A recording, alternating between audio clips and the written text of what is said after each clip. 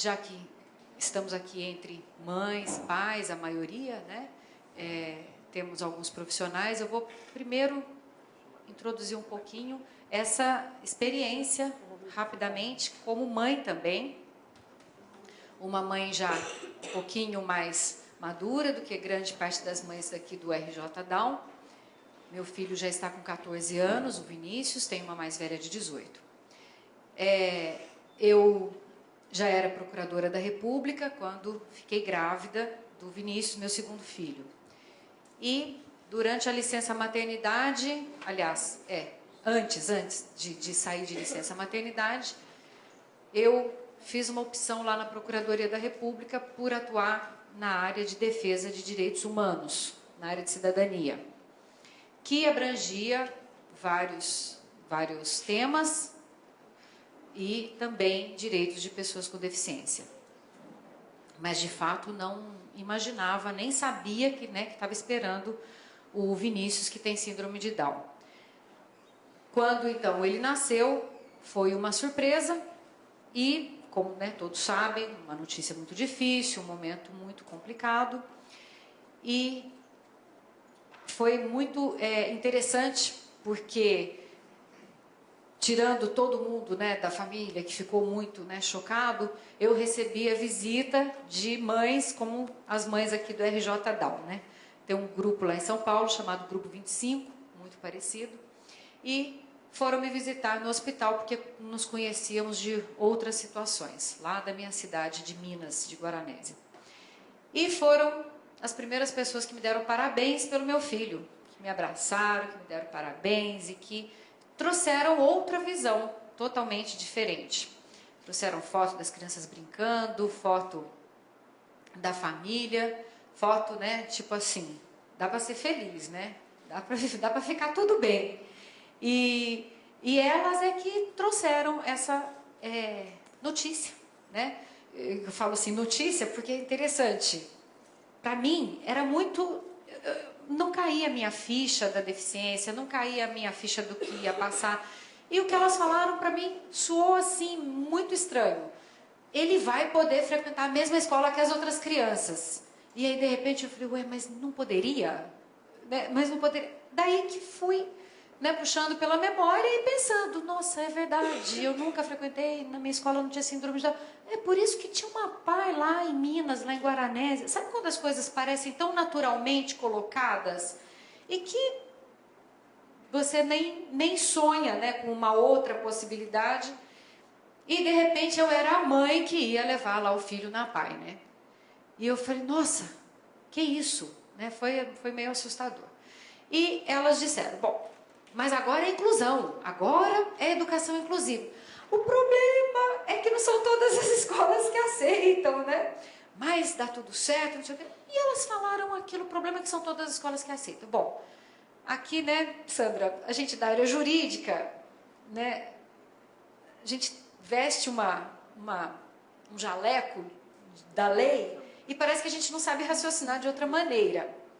Então, quando elas falaram, o problema é que tem escola que não aceita, mas será que pode não aceitar? Será que é isso mesmo? Mas era tudo muito novo, Primeiro eu ainda tinha que consertar o coração dele ainda. Primeiro eu queria ainda saber se ele ia viver, para saber se ia para a escola. Então, foram esses primeiros meses que eu não me inteirei mais do tema. E quando as coisas se resolveram na parte de saúde, então eu comecei a frequentar alguns congressos, escutando. E o tema reiterado, era direitos, era discriminação, era essa questão principal da escola, da educação inclusiva. E comecei a estudar.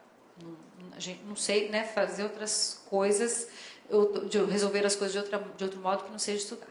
Então fomos estudar direitos das pessoas com deficiência e vimos que não tinha muita coisa. Aquilo que já havia escrito eram coisas muito ainda superficiais, que não entravam naqueles pontos em que a gente precisava.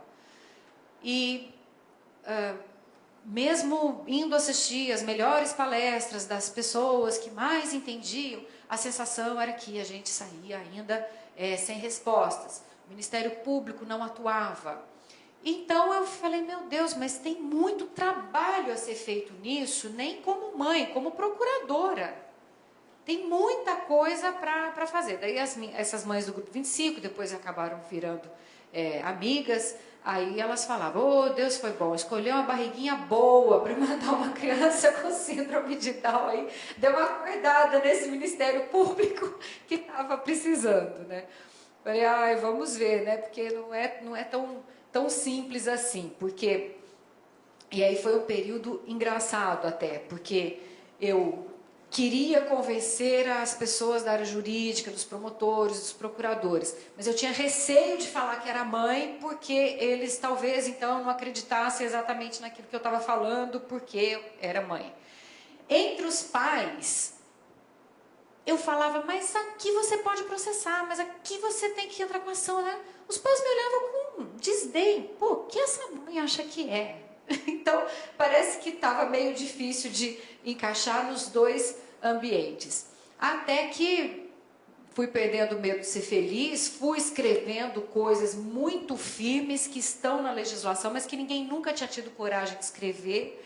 Falei que deixar um filho com deficiência em casa, sem escola, é abandono intelectual. Isso está previsto no Código Penal desde 1940. Falei que é crime, sim, recusar criança, que a pena é de reclusão. É o que está na lei desde 89. Que outros setores que contribuem para essa conduta podem também ser responsabilizados criminalmente. E fui com muita sede ao pote, né? Dizendo o rei está nu.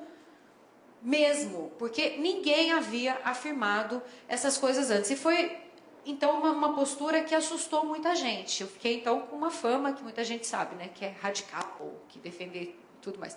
Não, a gente só está colocando o que está na legislação. Não é fácil, porque a comunidade jurídica é muito fechada. Parece que quando a gente fala de deficiência, existe uma trava nos olhos das pessoas. É como se todo mundo tivesse direito. Ah, mas tem deficiência. Daí justifica qualquer conduta por parte de outros setores. E achava, né, que havia uma solução muito simples, né, à espera de todo mundo. Nesse período. Qual é a grande reclamação das escolas para não receberem as crianças com deficiência? A grande reclamação é: não estamos preparados. Todo mundo já sabe de cor o discurso, né? Não estamos preparados. Quem parece que está preparado? Escola especial, né? A escola especial parece que é quem está preparado. Então, no meu sonho, né, inocente ali, de querendo achar uma solução e tudo, eu pensava, temos que fazer convênios entre as escolas especiais e a escola comum. Temos que unir, né? Fui escrevendo essas coisas, falando das responsabilidades, e então foi outro susto, porque eu já estava, né, achando difícil essa questão entre as autoridades, porque eu era mãe, entre os pais, porque eu tenho uma visão jurídica muito firme, e com as escolas especiais. Eu não imaginava a resistência que haveria à inclusão. E então descobri que também estava trabalhando naquela história, né? Não tem onde um não quer, dois não brigam. A história era assim, era tentar tirar de quem não quer largar para dar para quem não quer pegar. Então eu falei, meu Deus, estou numa missão impossível aqui. Porque se a desculpa era não preparação, o que poderia haver melhor do que uma espécie de um convênio entre quem a gente acha que tem essa... E houve uma resistência terrível, e eu então fiquei muito decepcionada com alguns representantes de instituições, não vamos generalizar, mas fiquei bastante decepcionada, e então eles queriam me convencer a levar para o lado deles, quando eles souberam também, né, que eu era mãe. Então participei lá de alguns eventos assim, surreais, né? Em que vinham mães me segurando pelo braço, com lágrimas nos olhos, falando assim, você não sabe o que você está querendo para o seu filho. Enquanto está só a Cláudia Werneck falando, a Maria Tereza Mantua falando, elas não são mães. Você não sabe o que você está querendo. E eu falei, meu Deus, mas não é isso, não precisa ser esse sofrimento. Ninguém quer colocar a criança à força, ninguém quer colocar um filho para sofrer em algum lugar. São simplesmente direitos humanos, direitos de cidadania. Nós queremos ser, né, todo mundo, né, família ali tranquila, frequentando a escola com seus problemas, a escola do nosso bairro e seguir em frente. E não conseguiram me convencer com base também nesse discurso aí de, ó, pobrezinho, não vou, proteja seu filho, não conseguiram. E me processaram, né? Porque eu escrevi que também era responsabilidade das escolas especiais manter essas crianças segregadas, porque eles tinham a técnica necessária para chegar para um promotor na cidade e falar assim, olha, eu tenho aqui 50 crianças que estão na escola comum e eu estou dando apoio e a escola comum não quer receber. E então eles distribuíram lá uns modelinhos de habeas corpus, que é uma ação que é simples de entrar, e sem nunca ter atuado na área criminal, eu posso entrar para o Guinness Book, porque eu fui ré em 3.000 ações de habeas corpus. Essas ações foram todas para São Paulo. Como vocês sabem, quando é uma pessoa só, elas se reúnem, caiu tudo numa mesma turma do Tribunal Regional Federal lá em São Paulo e lotou, né, o cartório. Esse desembargador deve me agradecer até hoje, porque os números dele ficaram inflados do mesma coisa, ele ficou um ano inteiro sem receber, né, distribuições novas, segundo contam, né? E eu fiquei sabendo que estava lá essa confusão lá nesse cartório. Fui até o cartório para dar uma palavra com o desembargador, para ver como é que a gente poderia fazer, se uma mesma peça eles poderiam reproduzir em todas, se a gente poderia digitalizar o que fazer, né? E não fui direto com o desembargador, passei primeiro no cartório, que era onde ficava, né? Aquele monte de coisa. Cheguei lá, muito engraçado. O servidor público trabalha lá de cabeça baixa, né? Fazendo lá os seus processos. Cheguei e falei, eu queria falar com o responsável pelo cartório. Pois não? Como é o seu nome? Eugênia Fávero, ainda era Fávero, que eu era casada ainda, agora é Gonzaga. Todo mundo levantou a cabeça para ver quem que era a Eugênia Fávero. Aí eu já brinquei e falei, não, pode deixar, eu só persigo as criancinhas com deficiência intelectual. Com vocês eu não vou fazer nada, não, pode ficar tranquilo. Né? E foi essa luta aí terrível. Até o momento que eu acho que teve uma grande reviravolta no Ministério da Educação, em que as autoridades responsáveis por essas normatizações todas, elas se finalmente convenceram, né? E aí tem o capítulo, né, que eu brinco que era a irmã Dulce, né, aquela que guardava o segredo de Fátima, né? Entrava ministro, iam lá as mães, a gente lá conversar com o ministro para contar da inclusão para ele. Falava, conversava. Saía o ministro, a gente ia lá, explicava. Até que o Cristóvão Buarque finalmente falou assim, não vou colocar na Secretaria de Educação Especial nem ninguém da Educação Especial, nem ninguém da Inclusão. Eu vou pôr uma pessoa nova que nunca atuou nesse tema. E vamos ver o que ela vai decidir. E essa pessoa, que era a Cláudia Dutra, ouviu todas as procissões e ela realmente acabou sendo convencida juridicamente do direito à inclusão e passou a atuar na questão de políticas públicas baseadas na legislação em relação à inclusão. Tem críticas, tem muita dificuldade no tema ainda, mas a gente acha que foi assim, foi um passo muito grande. Hoje, conhecendo até outros países, a gente, como é que se faz inclusão, o que se tem em termos de legislação, a gente vê que o Brasil, ele, de legislação, ele até que está indo muito bem. Precisamos avançar ainda na prática, mas do que a gente tinha, eu acho, há 10, 15 anos atrás, eu acho que já é uma diferença bastante grande. Um primeiro ponto que a gente sempre faz questão de frisar muito. Nomenclaturas. Por que a gente hoje em dia está falando de filho com deficiência e não mais de filho com necessidades especiais? Filho com déficit intelectual, não mais deficiência mental. Na nossa Constituição brasileira, consta lá o termo pessoa portadora de deficiência. Isso foi em 1988. E aí criou a tal da sigla lá do PPD. Foi importante porque acabou com aquele monte de termos, a princípio, pejorativos que a gente tinha até então para designar pessoas com deficiência. Mas continuou não agradando o movimento, porque portador é uma coisa que remete à doença, e a deficiência não é uma doença, não é um vírus, é uma característica física, uma característica da pessoa, física ou não. E então, como ninguém fala pessoas portadoras de olhos azuis, a gente também não fala portador de deficiência, fala com, que possui. E também não precisa falar sobre pessoa, eles têm idade, eles têm sexo, eles têm nome, eles têm profissões, né? Então, sempre associar a deficiência a algo relativo à pessoa de quem está falando. Usamos deficiência? Usamos deficiência, sim. Deficiência não é um termo pejorativo, ele indica uma limitação. Deficiência não é o contrário de eficiência. O contrário de eficiência é ineficiência.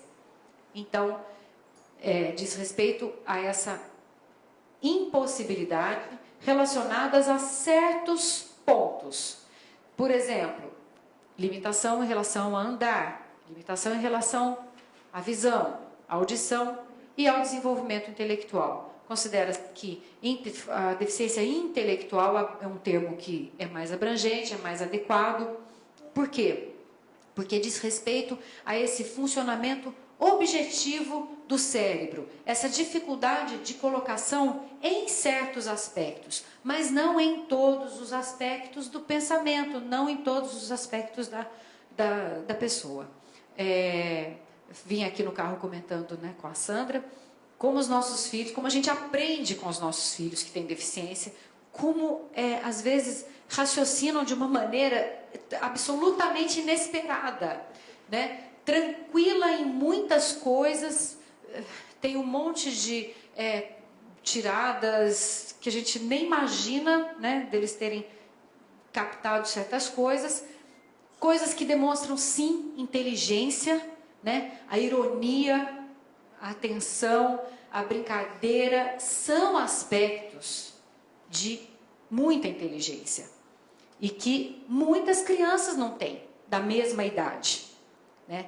Então, o que eu vejo é que realmente é uma limitação dessas questões, acho que objetivas, algum aspecto ali do intelecto, mas de modo algum comprometido totalmente como uma pessoa incapaz de aprender, uma pessoa incapaz de pensar, né? Todas aquelas considerações, aquelas crenças, né, que eu ouvia quando meu filho era pequeno.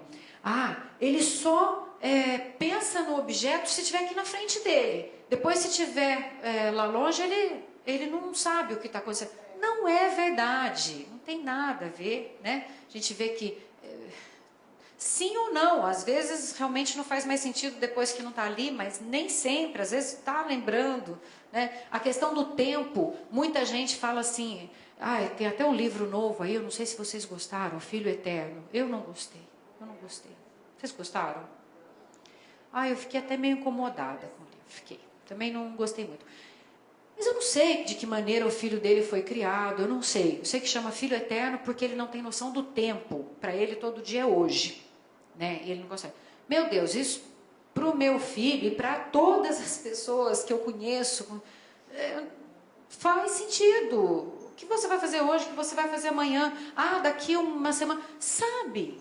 Né? Então, cada um tem uma situação, né, diferente, tem um comprometimento menor ou maior, mas nem de longe a gente pode hoje em dia dizer que não há inteligência, que há uma... sim, né? Tem vários tipos de inteligência. E eu acho que também tem o fato de que essa nossa escola só valorizou essa inteligência objetiva, direta. Parece que essa, né, é o que faz ir adiante. Então, talvez a pessoa acabe tendo uma dificuldade maior na escola por conta desse tipo de desenvolvimento da escola. Mas não só. Hoje eu também vejo que existe um déficit significativo. Não é pequeno. Tem um déficit grande para coisas que às vezes são muito simples. Mas, o que se pode fazer? Não é porque ele não sabe somar, sei lá, 10 mais 10, 10 mais 10 sabe, mas assim, às vezes números pequenos ele tem dificuldade de somar, mas não é porque ele não sabe somar esses números que ele não tem direito de estar lá, de fazer essa conta com a calculadora, de entender a diferença do que está somando, do que está subtraindo. Não é por isso que ele não tem condições de se desenvolver e de aprender dentro daquilo que for possível, né? Dentro dessa questão da inteligência, eu conheci na Alemanha profissionais trabalhando com linguagem simples. Achei fantástico. Essa linguagem simples, tudo isso a gente está dentro ainda do tópico de deficiência, mas aqui eu acho que são experiências que vale a pena a gente conversar, né, sobre isso também. Essa linguagem simples, o que significa? São especialistas que fazem uma tradução acompanhando esse modo de pensar da pessoa que tem um déficit intelectual.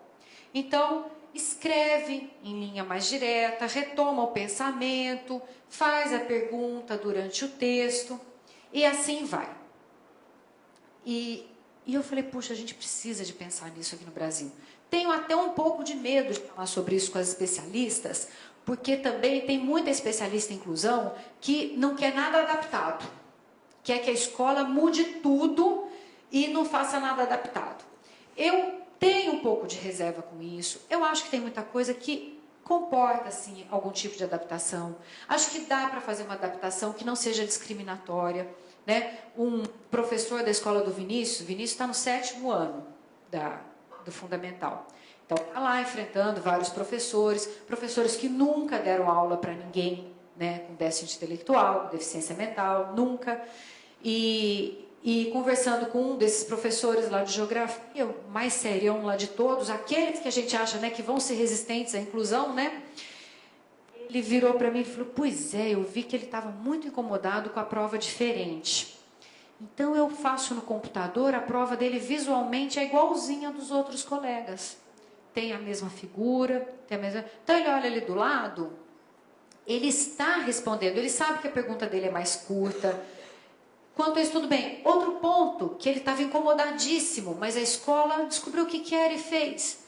Como a prova dele estava vindo adaptada, já colocavam em cima, já vinha escrito Vinícius. Ele ficou muito revoltado, que todo mundo chegava, colocava o nome e só a dele, ele mesmo lá, já vinha com o nome dele lá separado. É o melhor dos mundos? Poderia ser um tipo de ensino em que não precisasse desse tipo de prova? Poderia. Acho que o termo, a prova, a gente pode avançar, fazer as coisas diferentes, mas é a escola que está aí. E é aqui que eu vou incluir, entendeu? A escola perto da minha casa, a escola que a minha filha estuda, né? E então eu acho que entre o que é possível, né, tá até que dando certo. Então eu ficava sempre pensando na história da linguagem simples, dessa adaptação. Por quê? Assim como uma pessoa com deficiência visual precisa de um recurso, por que não algo pensando no déficit intelectual? E comecei a falar sobre isso com muita gente, até tentando fazer uma oficina, alguma coisa assim, né? E fui vendo que muitas professoras, muita gente já vem fazendo isso, né? Mas não de uma forma muito organizada. E passei eu a ler os mesmos livros que ele estava lendo, né? E fazendo a tradução da linguagem simples para ele, né? Teve uma história que ele gostou, que funcionou muito bem, foi bem legal, ele foi bem na prova, né? Escreveu, estava lá tudo direitinho. Mas aí veio o destino de Perseu. Como colocar o destino de Perseu em linguagem simples? Né, que o vô... Vocês não vão saber o destino de Perseu. Pô, sabia que o vô dele era o Acrísio? Não sabia. A filha era... Agora até já... Ariadne não é outra, é outro nome ainda. Ariadne já é do livro novo. Já fiquei especialista no destino de Perseu, que acaba matando sem querer o avô no final do livro. E era o que o oráculo disse para o Acrísio. E a história inteira é do Acrísio tentando fazer e contra o seu destino, né? Então, deu trabalho, né? E olha, foi legal, foi interessante. Eu pegava, punha as figurinhas lá, e o oráculo é uma sala, um lugar onde ele vai lá fazer pergunta, que tem uma voz que fala, e não sei o que, não sei o que. E ele entendeu tudo, e ele achou aquela história um horror. E aí ele criou a história dele, né? O oráculo era o irmão do Acrísio, que ele foi pedir uma opinião para o irmão dele, e o irmão dele falou aquilo assim, assado, matar o neto. Não, de jeito nenhum, isso não pode acontecer de maneira alguma, né? E ele criou outra história. Então, o que eu fico pensando? Eu falo, meu Deus, a gente vai lá e volta aqui, vai lá e volta aqui, vai lá e volta aqui. Porque também, além do raciocínio diferente, também eu sinto, parece, que tem uma liberdade maior. Enquanto talvez a gente não ousasse nunca jamais mudar a história do livro que a gente está lendo, ele pegou e ousou mudar a história. E claro que não vai ganhar boa nota porque não está respondendo errado, está respondendo errado. Mas tudo isso é uma maneira da gente ver que não é fácil a inclusão. A escola tem que realmente estar aberta. Porque, por mais que você faça, que você adapte, nem sempre ele vai dar a resposta esperada, mesmo você colocando todos os instrumentos ali à disposição. E aí entra também a preguiça, entra também outros fatores de achar tudo aquilo muito chato e muito sem sentido. Por quê? Como se não tem sentido, por que eu estou fazendo? Né? Bom, mas é um caminho. Acho que todo adolescente tem esse questionamento, né? E a gente vai lá procurando. Dentro dessa questão de nomenclaturas, dos tipos de deficiência, a gente se depara sempre com a história da inclusão e integração. Não sei se vocês já conversaram com algumas pessoas que falam assim, isso é integração, isso é inclusão, cheia de sabedoria. E você vai olhar no dicionário, igual, né? Integração, inclusão, tudo a mesma coisa. O que é essa história da integração e da inclusão? Na integração, inicialmente, é aquilo que sempre foi feito, que é simplesmente receber no mesmo ambiente pessoas com e sem deficiência. Você está integrando. Mas a escola não promove nenhuma adaptação. Então, o que a gente tem aí são aquelas histórias dos pais, das famílias, que eles mesmos fizeram medidas em que foi possível o filho acompanhar. Esse tipo de inclusão era muito mais para a deficiência não intelectual, em que acomodava-se ali as situações do ambiente e a pessoa conseguiria acompanhar a turma. Então, na integração, é a história do acompanhar a turma. Esse acompanhar a turma, hoje em dia, já é muito questionado. Né? A gente vê que está cheio de gente que nem tem déficit intelectual, mas que mesmo assim não acompanha a turma. E se você for pegar Vygotsky, Paulo Freire e tudo mais, você tem já coisas de 100 anos atrás escritas no sentido de que cada pessoa aprende de uma maneira, que cada pessoa tem seu tempo. Mas a escola respeita isso? Não. Até hoje, o que o ensino faz? Quer que todo mundo alcance pelo menos aquele mínimo dentro do mesmo período.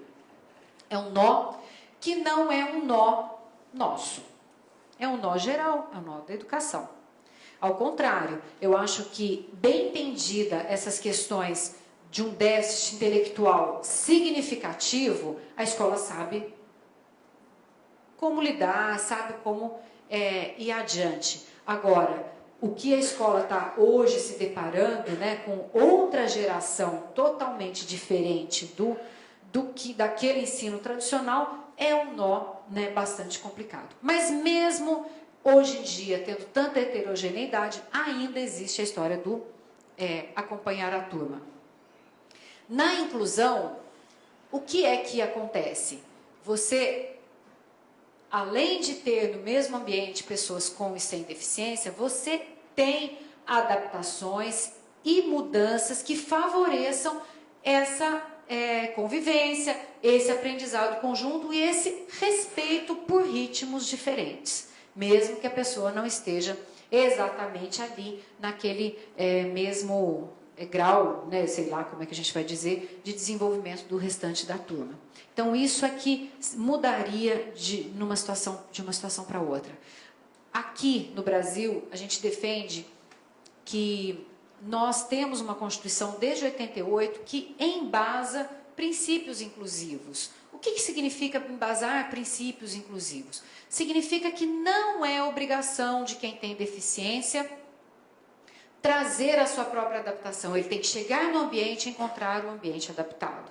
Né? Se vocês têm um crachá aqui, tem que ser um crachá, se tiver uma pessoa cega, que ele tenha, de alguma maneira, alguma informação que saiba que crachá é aquele. Então, não é mais simplesmente a pessoa que traz, mas é o ambiente que se modifica. Isso tem vários reflexos, inclusive no pagamento de um apoio extra na escola, e a gente vai conversar sobre esse apoio também daqui a pouco.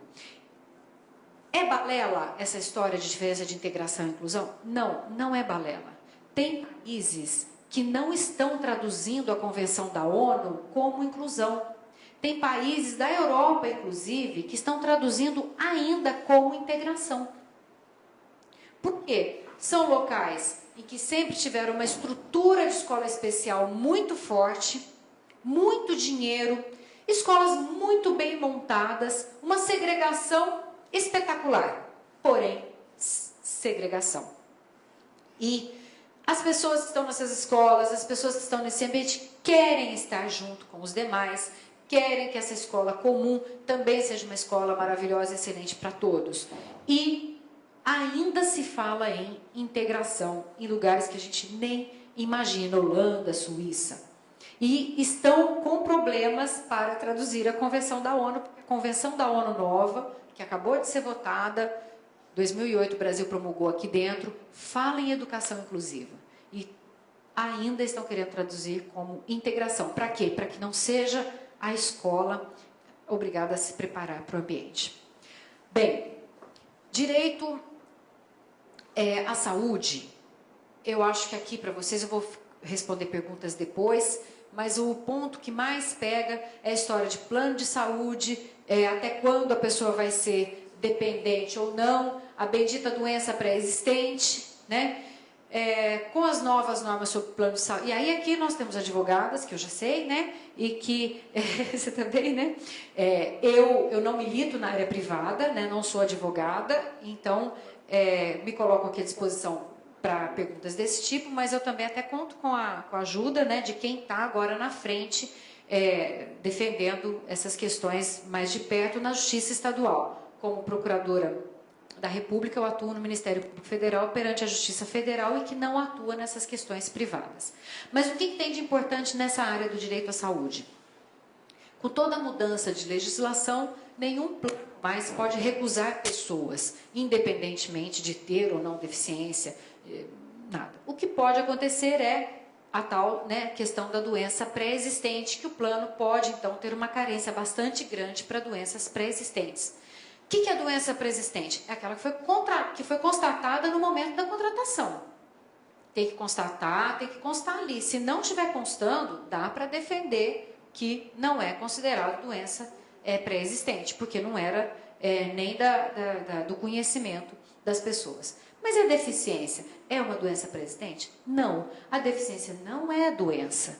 Pode ter outras situações associadas à doença. Então, eu posso ter ali associadas à deficiência. Então, eu posso ter, por exemplo, um filho que nasce com síndrome de Down e com cardiopatia. É pré-existente. Eles podem recusar a cobertura porque está constatado ali naquele momento.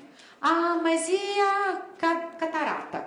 Que é uma predisposição de quem tem deficiência. Tem no momento da contratação do plano? Não. Então, não é doença pré-existente. Eu acho que é nesse ponto que a gente tem que bater bastante, que é diferenciar essa questão da doença e da deficiência. Até quando o filho vai ser dependente para fins de plano de saúde, para fins de pensão? Que é outro ponto que os pais sempre se preocupam. Então, vamos falar rapidinho da tal da interdição, que é um tema difícil, a gente às vezes não quer falar muito dele, né? Esse para mim também foi outro baque, né? Nossa, será que eu vou interditar o meu filho? Né? O que é interditar? Não sei se aqui vocês têm conhecimento dos termos jurídicos. Interditar significa entrar com uma ação no fórum e o juiz vai dizer que o seu filho não é totalmente capaz para assinar sozinho um contrato, para resolver suas questões jurídicas, né, da sua vida, inclusive casar, por exemplo. Então, a interdição significa isso.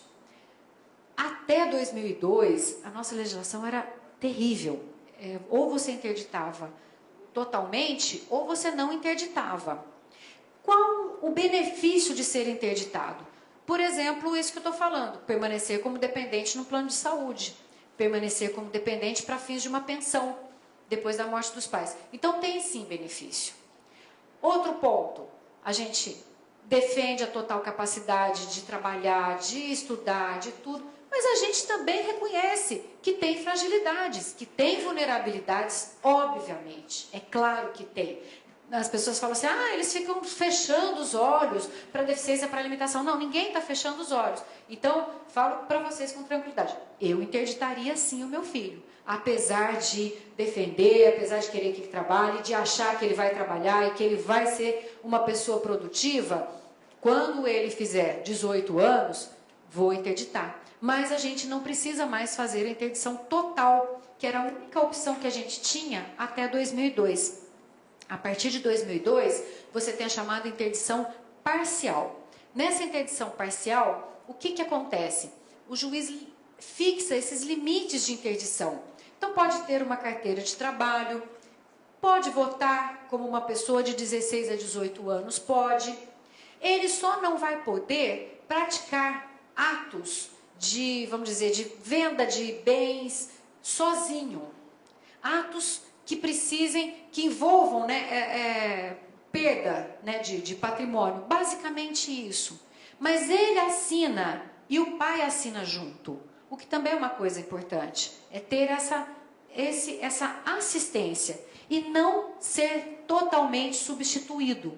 Na interdição total, quem é que assina? É o pai ou a mãe no lugar da pessoa. Na interdição parcial, é junto com a pessoa. Então, isso tudo acho que é um ganho, né? E permite que trabalhe, permite que participe, né, da vida e mantém essa proteção legal, né? Então, poderia ficar equiparado a um adolescente entre 16 e 18 anos, que pode ser um dependente de pensão, pode ser um dependente para fins de plano de saúde, pode trabalhar, pode votar, pode fazer várias coisas. Tem um rapaz ali que deve estar pensando, posso tirar a carteira de motorista? Né? Depende, se passar. A gente não tem, né? Não conheço, não vi nenhum caso, mas tem os testes, tem os exames. Tudo é muito novo. É um caminho que está sendo construído. Né? Tudo isso que eu estou falando para vocês dessa interdição parcial, a gente conta nos dedos os processos de interdição parcial que a gente conhece. A maioria das pessoas acabam ainda indo para a interdição total, porque é o que os juízes conhecem. Quando eles veem uma pessoa com síndrome de Down, eles interditam rapidinho, né? Então é interessante. Quando não tem síndrome de Down, você tem que provar que a pessoa precisa ser interditada. Quando tem, você tem que provar que ele pode ser interditado apenas parcialmente. Apenas parcialmente. Vai ter trabalho para conseguir o apenas parcial, né? Porque senão a tendência é da interdição total. Tudo isso, gente, eu escrevo, eu falo, e nas perguntas que mandaram, né, são perguntas que ficam aí povoando a mente dos pais. Precisa ser feito, sim, com 18 anos. E por quê? Todo esse sistema previdenciário nosso, você tem que indicar os seus dependentes em vida. Então, não que eu queira ser fatalista, mas eu acho que a gente precisa sim se organizar e já ter essa questão aí bem documentada. Porque depois vai ser trabalhoso, você pode às vezes estar separado da pessoa, né? E então é uma segurança. Eugênia, tenho muitos bens, eu não confio no meu ex, eu não sei o que, não sei o que. O que eu posso fazer? Bom, ninguém é Deus, né, para poder mandar depois da morte, para poder tomar conta, continuar tomando conta de tudo. Mas a gente pode tomar algumas precauções, né? No nosso ordenamento jurídico tem a figura do testamento. E esse testamento, você pode dizer quem que você gostaria que fosse um curador para o seu filho, aonde você gostaria que ele morasse. Não significa que isso vai ser lei, mas tenho certeza que vai ser muito considerado pelo judiciário, pelo promotor, em uma situação de futuro. Bom, A questão do trabalho, eu acho que está muito ligada com essa questão da interdição. Hoje, com essa possibilidade de interdição parcial, está muito tranquilo. Então, a pessoa tem carteira de trabalho, se desenvolve, e nós já temos, inclusive, essa possibilidade até de cumulação de um salário com a pensão. Basta realmente ele estar interditado e estar constando isso, que ele permanece na decisão do juiz, que ele permanece para dependente dos pais, inclusive para fins previdenciários, como se fosse um menor relativamente incapaz, 16 e 18 anos. Sei que são termos muito técnicos, é comprido até de falar, mas vocês, se precisar, leva isso para o advogado e eles, né, espero que consigam.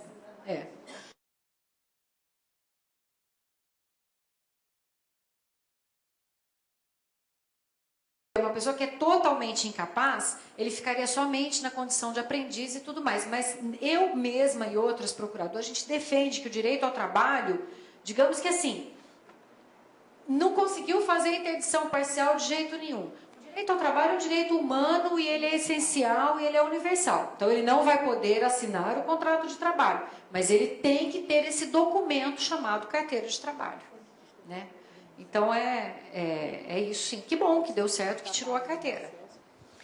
Bom, na educação, né? Vamos tentar aqui, em rápidas linhas, falar um pouquinho das questões mais frequentes na questão da educação inclusiva e aí abrir mesmo para a gente fazer perguntas, né? Qual foi toda a... Posso falar uma palavra, né, até muito informal? A sacada do direito à inclusão, né? Vou contar só para vocês, esses não vão sair contando por aí, hein? Qual foi a sacada do direito à inclusão para passar de tudo isso que a gente está falando hoje da educação como direito humano da pessoa com deficiência. E mais, a educação inclusiva como um direito humano da pessoa com deficiência. Qual foi todo o pensamento? Foi o mais óbvio. Foi o mais óbvio. Foi simplesmente aplicar para as pessoas com deficiência tudo o que já está escrito sobre direito à educação. Tudo. E, né, não sei quem já acompanhou, né, quando fiz meu mestrado, claro que eu fui fazer algum mestrado em que disfarçadamente eu estava tratando de educação inclusiva, escondidinho, né? O nome do mestrado era Princípio da Igualdade, mas lá no fundo estava tratando de educação inclusiva. E num dos módulos eu fiz um trabalho sobre as fontes do direito à educação. As fontes do direito à educação. E a gente acha já um monte de coisa na escrita em que os doutrinadores, eles pegam tudo que já tem escrito sobre direito à educação e trazem para os dias de hoje. Só que eles nunca puseram as pessoas com deficiência aqui dentro, né? E aí foi lindo, né, pegar aqui lá de trás e ver que já está tudo ali, né? E foi muito interessante perceber que essa educação para todos, ela sempre foi dita dessa maneira, educação para todos. Mas a gente foi vendo que o que ia mudando eram os grupos que iam sendo agregados nesse todos, como titulares desse direito à educação. Então, você pega a educação nos primeiros escritos, né, de Platão, de Aristóteles, que vem, então, dos gregos, já se afirmava textualmente: a educação é um direito de todos os cidadãos. Já se afirmava isso textualmente. Aonde estava a pegadinha? Quem é cidadão? Quem? Homem, livre e com posses. Não bastava, né? O homem, eu não estou querendo dizer o homem raça humana, né? Sexo masculino, livre, porque se você perdesse uma guerra para o outro país, você já não era mais livre, você era escravo do pessoal do outro país, né? Então, livre e com posse, porque se você não tiver bem, se você não tiver patrimônio, você vai precisar estudar para quê? Não é? Se você não tiver patrimônio, você só precisa trabalhar para o outro, você não precisa estudar, né? Então, olha só, educação, direito de todos e todos assim. E vem vindo então acontecendo né, essa evolução em que realmente se acaba com a questão de um ser humano poder escravizar o outro, né, não se faz sentido nenhum, não faz sentido a educação ser um direito apenas de quem tenha posses, né, e também não faz sentido a educação ser um direito apenas de pessoas do sexo masculino. Mas, olha só, a gente está falando lá de antes de Cristo. E aí você chega em 1960, é que houve ainda uma convenção sobre direito à não discriminação no campo do ensino. E essa convenção de 1960, ela fala no direito das mulheres à educação, no direito das pessoas que moram em locais distantes da educação, no direito das pessoas que não têm posses, que não têm condições de custear uma escola. Por quê? Porque ainda essas pessoas todas tinham dificuldades em fazer valer esse direito. No tocante à raça, né? Só em 1950 houve o primeiro negro formado numa universidade norte-americana. E precisou do exército estar lá presente, porque as outras famílias queriam jogar tomate na família negra, que ousou estudar numa faculdade. Por que não faz uma faculdade para eles? Nós não somos contra que eles tenham seus direitos, mas cada um no seu nicho. Por que tem que estudar junto? Então, aquela briga por causa da chamada integração. E as pessoas com deficiência, o que acontece? Tem menos de 100 anos a história do direito à educação das pessoas com deficiência. É tudo muito recente. Mas como é que surge essa educação? Surge como um tratamento, uma forma de atenção para pessoas que ficavam segregadas em casas de assistência, né? Dizem que os antigos casas de concentração, centros de concentração na Alemanha, eram originalmente umas espécies de asilos, locais onde ficavam pessoas com deficiência, idosos e outras situações. E a educação surge nesses locais como uma forma de se dar uma atenção a mais. Ou então, no caso das pessoas cegas, em que era mais fácil promover o direito à educação, porque era só uma questão visual. Então, isso foi ficando mais forte nessa questão das escolas especiais e principalmente na escola voltada para pessoas cegas. As pessoas com déficit intelectual não se falava em direito à educação. Essas escolas especiais, Pestalozzi e Apais, eram o quê? Locais para poder dar algum tipo de educação, mas de maneira muito limitada. Não necessariamente voltada para uma alfabetização e tudo mais. Alguns até que conseguiam se alfabetizar, mas isso não era uma constante. Então, esse direito, esse grupo, essas pessoas que nunca tinham sido pensadas como titulares desse direito à educação, então só depois da segunda metade do século XX é que começam a falar em estar na mesma escola que as demais pessoas. E aí surgem os primeiros documentos falando que essas pessoas com deficiência têm direito de estar na mesma escola, preferencialmente. E aí é que vem, né, toda a nossa briga com preferivelmente, com preferencialmente, que é o que consta na Constituição Brasileira de 88. Nunca as pessoas com deficiência tinham sido contempladas numa Constituição brasileira.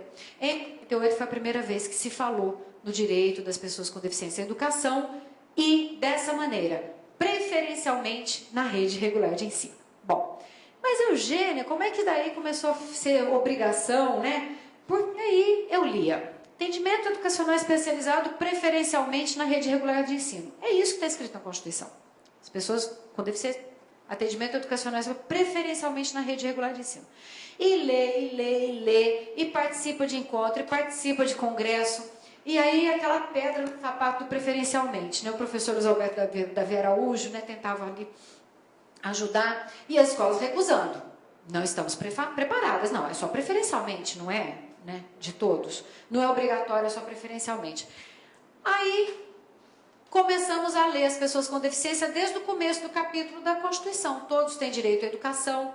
Essa educação tem que ser em escola, tem que ser escola formal, reconhecida pelos órgãos de ensino. Se eu tiver um filho sem deficiência e quiser educar em casa, eu posso? Não posso. Se eu tiver um filho que não tem deficiência e quiser só dar curso livre para ele, curso de judô, inglês, eu posso? Não posso. Então eu sou obrigada pela lei brasileira a colocar numa escola formal. Tivemos um primeiro precedente jurisprudencial em relação a isso, ao tal do homeschooling. Aqueles pais que são de religiões bastante fechadas e que queriam educar seus filhos em casa. O Superior Tribunal de Justiça falou, não pode. No Brasil, as crianças têm direito indisponível de ir na escola. Pimba, vamos usar isso para as pessoas com deficiência. As pessoas com deficiência também têm direito indisponível de estar na escola. Mas pode ser uma escola especial. Não, tem que ser uma escola formal, tem que ser um ambiente coletivo, não pode ser um ambiente segregado. A segregação é incompatível com o conceito de escola. Ah, mas e se ele precisa de um apoio especializado? Vai no contraturno, faz um convênio, faz algum tipo de adaptação, mas ele tem direito a estar na escola formal das outras crianças. Bom, e aí vinha a pedrinha no sapato do preferencialmente. Até que a gente prestou atenção no sujeito dessa frase aí, né? Atendimento educacional especializado, preferencialmente na rede regular. Não é a escolarização. O direito ao ensino fundamental, ao ensino médio, ao ensino infantil, é o direito à escolarização, que todos têm. As pessoas com deficiência também. A pessoa que tem deficiência tem um direito a mais, que é o atendimento educacional especializado. Se eu tenho deficiência e eu não preciso de atendimento especializado, eu não estou incluída nesse artigo. Eu estou incluída lá em todo mundo. Então, é aquilo que é a mais. E aí que surgiu toda essa política de AEE, de atendimento educacional especializado. As pessoas com deficiência têm direito a A e B, ao ensino normal, ao ensino regular e também ao ensino especializado. Aonde? Preferencialmente na rede regular. Preferencialmente na rede regular. Se possível, no mesmo ambiente, mas não necessariamente. Se eu vou aprender língua de sinais, se eu vou aprender português como segunda língua, no caso do surdo, provavelmente eu não vou fazer na mesma sala de aula das outras pessoas. Né? Então, essa foi toda a linha que a gente seguiu para entender exatamente o que tem na nossa Constituição. E é tão claro. Falei, meu Deus, quem escreveu essa Constituição, acho que não imaginava o que estava escrevendo, né? Mas acertou tão bem. E que hoje, esses termos, eles são copiados lá fora. Porque está tudo muito bem claro nessa parte constitucional. E para completar, o Brasil assinou a famosa Convenção da ONU sobre os Direitos de Pessoas com Deficiência. Pela primeira vez, num documento jurídico, constou que as pessoas com deficiência têm direito à educação, que a educação se faz num sistema inclusivo. Então, fechou. E olha, não tinha ninguém lá das malucas da inclusão, que o pessoal fala, né? Dos radicais da inclusão, não tinha ninguém lá. Foram os países, foram as próprias pessoas com deficiência, né? Tudo que se fala na ONU sobre deficiência segue o rígido princípio do nada sobre nós sem nós. As pessoas com deficiência são ouvidas. Né? Hoje, aqui no Brasil, vem os surdos e fala, mas está na ONU que a pessoa com deficiência tem o direito, surda tem o direito de ser alfabetizado na própria língua. E desde quando a inclusão impossibilita isso? A inclusão não impossibilita. A gente vê vários exemplos de escolas no interior, projetos interessantíssimos de pessoas alfabetizando pessoas surdas na mesma escola que as demais. Por que eu preciso de estar numa escola só de surdo para poder alfabetizar direito? E outra, se esse é o modelo correto, uma escola só de surdos, então como é que a gente faz com o resto do país? A gente vai fazer guetos de pessoas surdas? 5, 6 polos? Nasceu um filho surdo, tem que ir lá? Tem que ir para lá? Tem que mudar de vida? Né? Então não faz sentido. Né? Várias pessoas falam, mas no Rio de Janeiro tem o INES é fantástico. Pode ser fantástico, mas é uma proposta inviável. É uma proposta que vai contra o que está na Convenção da ONU. tudo, ele tem direito a um ensino inclusivo. Alfabetizado na própria língua? Ótimo, mas isso não impede que seja num ambiente inclusivo. Pode ser no contraturno? Pode ser com apoio, pode ser. Tem várias alternativas. O que não pode é manter a segregação. Bom, e aí nós brigamos com a Rede Globo. Por quê? Porque com tudo isso, tudo muito bonitinho, escrito no papel, política, né, da educação especial, tudo batendo no atendimento educacional especializado, é que é preferencialmente a escola regular é direito da criança. Vem a Regina Duarte com a Clarinha e a especialista Mora em inclusão vira para ela e fala assim, olha, você tem que optar. Você tem que optar. Você vai escolher aqui a melhor educação que você acha que você espera para o seu filho. Ou numa escola comum, defendeu a inclusão, ou numa escola especial, que historicamente, tarari, né? Oh, meu Deus do céu, foi terrível. Sabia que teve redes que já estavam assim com uma proposta toda montada em cima do ensino compulsório nas escolas comuns, com a escola... que queriam mudar, ligavam para o MEC, falando, não, mas deu na novela, que é opção, te juro. Bom, daí fizemos uma recomendação para a Rede Globo, para que ao menos divulgasse a informação, não precisava ser, né, na novela, mas que não encerrasse a novela sem divulgar a informação que era direito indisponível da criança. Nossa! O pessoal da novela ficou louco, falou, o quê? Vocês querem que o pai seja obrigado a pôr numa escola? Aí eu virava, mas você não é obrigado a pôr seu filho na escola? Por que se seu filho não tivesse deficiência, ele não precisava pôr na escola? Ah, mas pode ser na escola especial. Aí vai conversar. Né? E parece um discurso muito truculento, né? Falar que o pai não tem opção. Aí o Fernando Haddad, que é político, né? Que sabe falar muito bem, ele virou e falou assim, não, é muito feio falar que não tem opção. A gente tem que falar assim, tem opção. Você pode colocar só na escola comum ou na escola comum e na especial junto.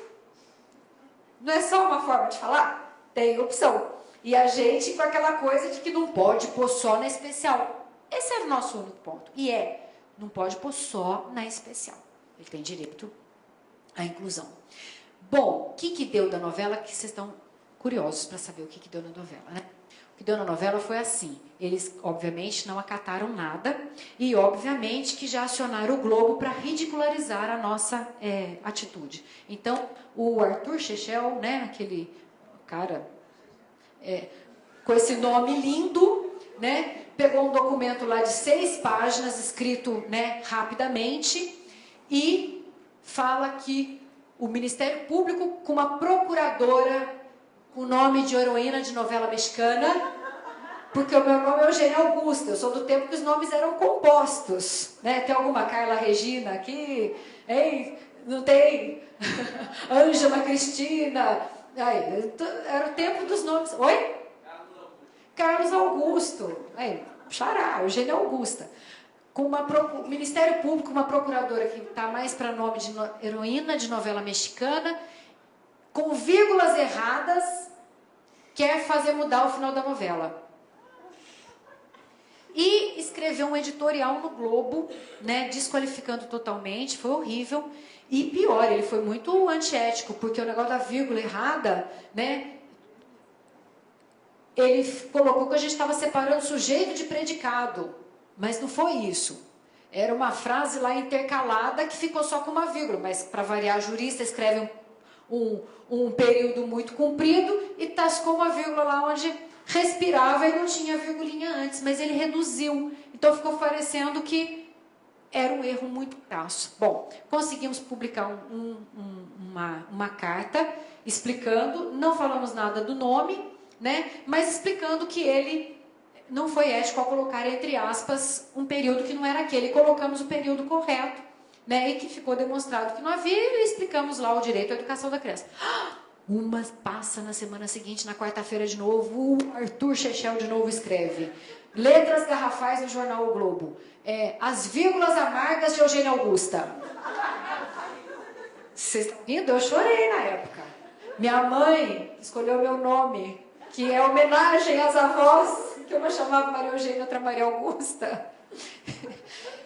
E escreveu um editorial horroroso. E aí ele muito bravo, sabe por quê? Porque o Globo publicou minha carta e ficou exposto.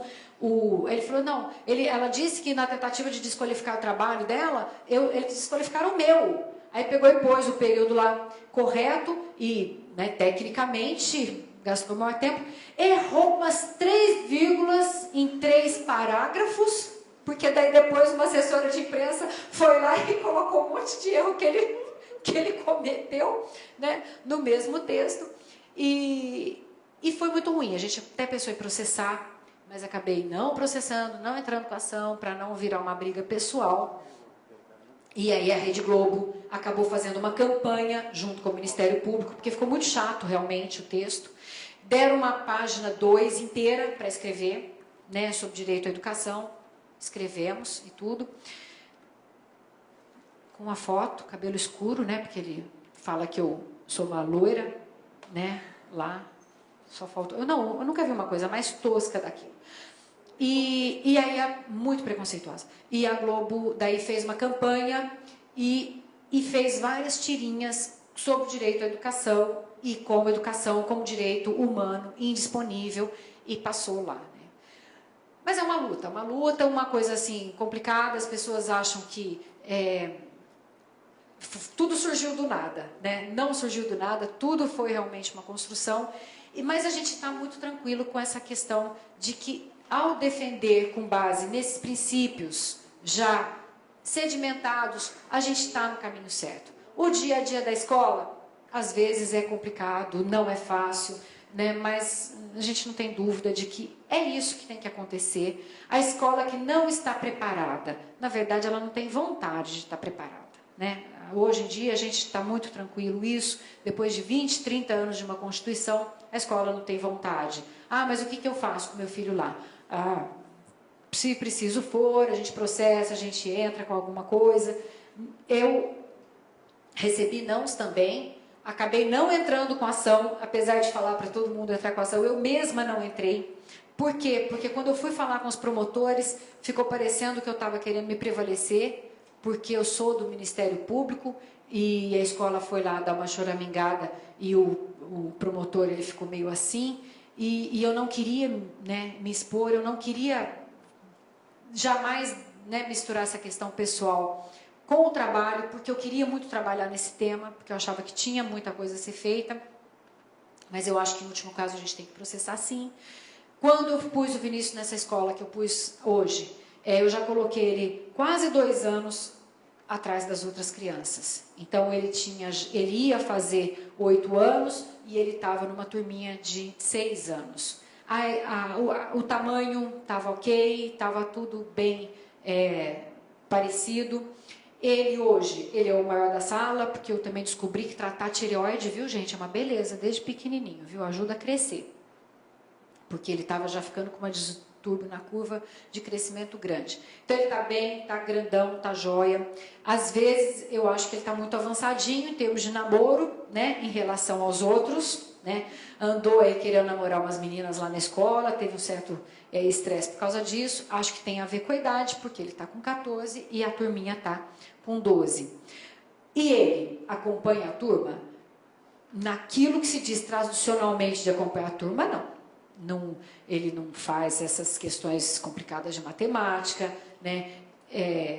Tem dificuldade com pronúncia, tem a interpretação de texto ali na maneira dele, mas ele sabe, ele acompanha, ele usa, né, parte de geografia, parte de história, ele dá exemplo, ele é super colega dos meninos, né? Tem uma turminha lá muito legal, faz o trabalho muito bem, né? Prepara, e como a gente sempre está ajudando a fazer a preparação do material, eu vejo que até o material dele serve de apoio para os colegas que fazem.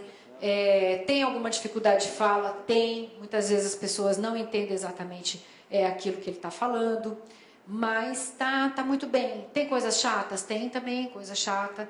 Coisas que ele faria se ele não tivesse síndrome de Down? Não sei. Oi? Da turma é. Mas na escola tem, acho que uma criança cega, tem uma com problemas motores, tem umas 2 ou 3, e tem síndrome de Down também. Oi? muito bem. Ele adora a escola, adora. Tem uns coleguinhas lá que eu vejo que dá umas brigas, que dá umas coisas, e que às vezes eu me sinto chateada, né? Mas ele tira de letra e ele quer voltar e ele está lá. Então, muita coisa que às vezes eu não gosto da escola, que não faz legal, eu passo por cima e eu faço questão de elogiar muito e que está tudo muito bom e que está maravilhoso, né? Mas tá, porque também nunca tiveram uma pessoa com síndrome de Down no 7º ano, porque estão fazendo, né? Nunca tive uma situação muito complicada de me impedir de alguma coisa. Teve uma coisa mínima que eu queria colocar na parte da manhã, eles me pediram para deixar à tarde, porque à tarde tem menos alunos e ia ser mais tranquilo, ia ser mais fácil. Eu deixei à tarde. Ele quer e muito ir para estudar de manhã, mas eu estou fazendo o que a escola me pediu. A escola, agora, a um certo ponto, me pediu um apoio. Se eu poderia, né, alguém aí de fora, eu estou indo atrás desse apoio. Apesar de que eu sempre achei que não deveria ter. Mas é muito complicado, não é fácil para ele fazer a lição sozinho. E eu acho que também essa questão de levar a lição pronta, de levar uma lição legal, ajuda também na inclusão. Porque ele participa, ele dá resposta, então ele tem ali o material para estar com os colegas, né? Todo mundo tem condição de fazer isso, Eugênia? Não tem. Até para mim, inclusive, muita coisa é pesada de fazer. Mas a gente está conseguindo, está dando certo. Conheço um monte de gente que está em escola pública que tem opções, às vezes, muito melhores, que tem um certo apoio no contraturno, que tem outras opções, porque não é só um que tem dificuldade, que tem muita, né, tem outras pessoas também.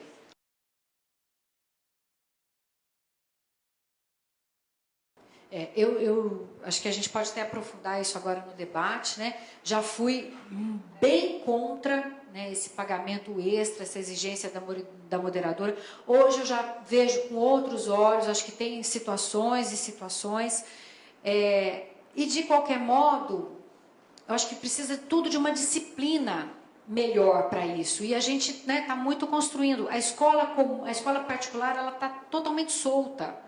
Né? Cada uma, né, faz de um jeito. Então, acho que isso agora é um segundo ponto, que foi trabalhado muito na escola pública. Acho que a escola particular está precisando também de trabalhar mais isso. Tem também a questão do imposto de renda, que, como diz, na casa de ferreiro, espeto de pau, mas a gente não pode deduzir integralmente as despesas de educação comum. Se fosse educação especial, a gente poderia deduzir integralmente. Eu acho que está na hora das associações, da sociedade civil organizada também, sabe, bater um pouco mais atrás disso. No caso do meu filho hoje, ele tem uma estagiária da escola, não é ele. Isso eu tentava bater muito. A estagiária está na turma para ajudar a turma, eu não quero uma pessoa que ele fique sozinho, que fique só com ele. E até o 5º ano, que é uma professora só, então tinha só a professora que auxiliava, a professora auxiliar, que tinha em todas as salas. Depois que foi para o 5º ano, aí ele passou a ter uma estagiária na sala dele. E aí no começo eu falava, não quero que fique só com ele, precisa ser uma estagiária da turma. E aí ficou sendo uma estagiária da turma. Obviamente que ela tem vínculo com a escola, ela é uma estagiária da escola, e a gente não tem nenhum custo a mais com essa estagiária. Então, eu acho que supre bem essa estagiária. Hoje, como ele está no 7º ano, realmente precisa de um apoio bastante específico.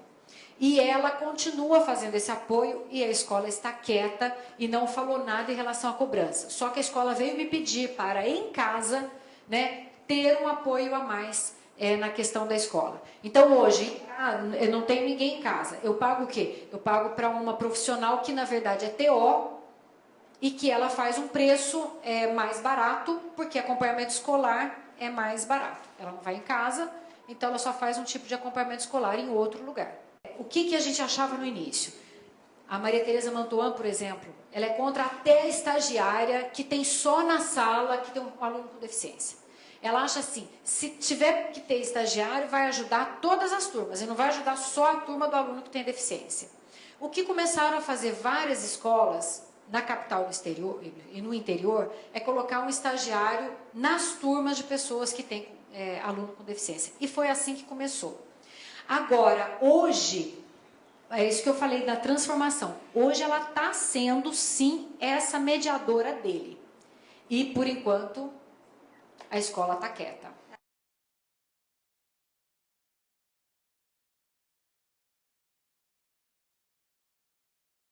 Acontecia, e eu acho que hoje acontece, mas pelo menos é uma coisa mais maquiada, que é o vestibulinho.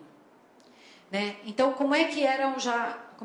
Eles não precisavam de negar a matrícula para pessoa com deficiência, porque eles faziam a provinha. Né? E o Ministério Público Estadual também não queria atuar no assunto. Então, o que nós fizemos? Nós fizemos uma consulta para o Conselho Nacional de Educação, falando assim, olha, você não acha que isso fere o Estatuto da Criança e do Adolescente, isso fere XY, fere... E o Conselho Nacional de Educação concordou, porque ele também não podia ir contra o Estatuto da Criança e do Adolescente. Mas não homologou esse parecer do próprio Conselho Nacional de Educação. E a gente acompanhou, e aí nós conseguimos a homologação do tal do parecer. Veio o parecer para São Paulo, o Conselho Estadual de Educação não quis pôr em prática o parecer do Conselho, não coibiu o vestibulinho. Quando nós contamos para o Conselho Nacional de Educação que o Conselho Estadual de Educação deu parecer contrário ao dele, o Conselho Nacional de Educação falou que os pareceres dele eram apenas enunciativos, não eram deliberativos, não eram obrigatórios. Aí a gente precisava, porque como Ministério Público Federal, daí você tinha uma negativa do Conselho Nacional de Educação de vigência para a própria norma. Né? Entramos com a ação daí na Justiça Federal, colocando União, por essa omissão, Estado e as 3 principais escolas que admitiram que faziam.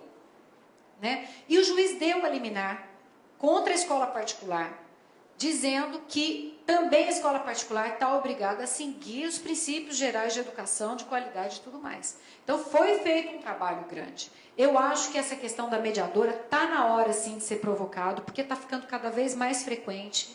Eu acabei de ir num congresso agora de síndrome de Down que teve, eu fiquei meio assustada. Cada pessoa com síndrome de Down estava com a sua mediadora, adulto, né? E eu acho que não é por aí também, né? E não, eu volto a repetir, eu acho que não seja necessário nenhuma atenção específica, mas isso é uma maneira da escola se eximir de fazer educação. Acho que tudo tem uma gradação, né? Por quê? Porque numa sala até 5º ano do fundamental, tem uma professora que está lá o tempo todo, tem alguém de apoio que vai ser apoio para a sala toda.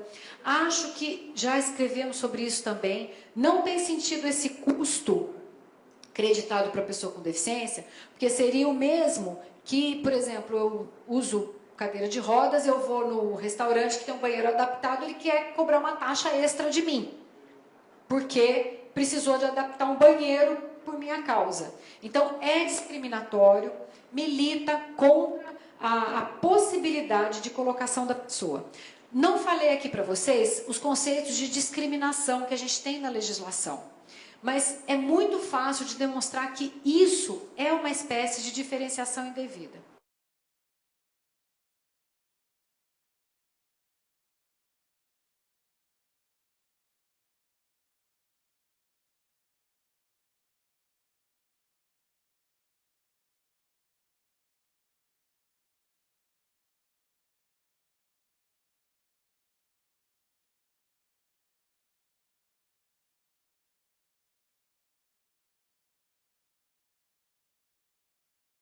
Eu vejo isso, gente. A escola pública hoje em dia tem dado bons exemplos, tem tido uma abertura muito maior, e a escola particular, né, a gente está vendo aqui, continua.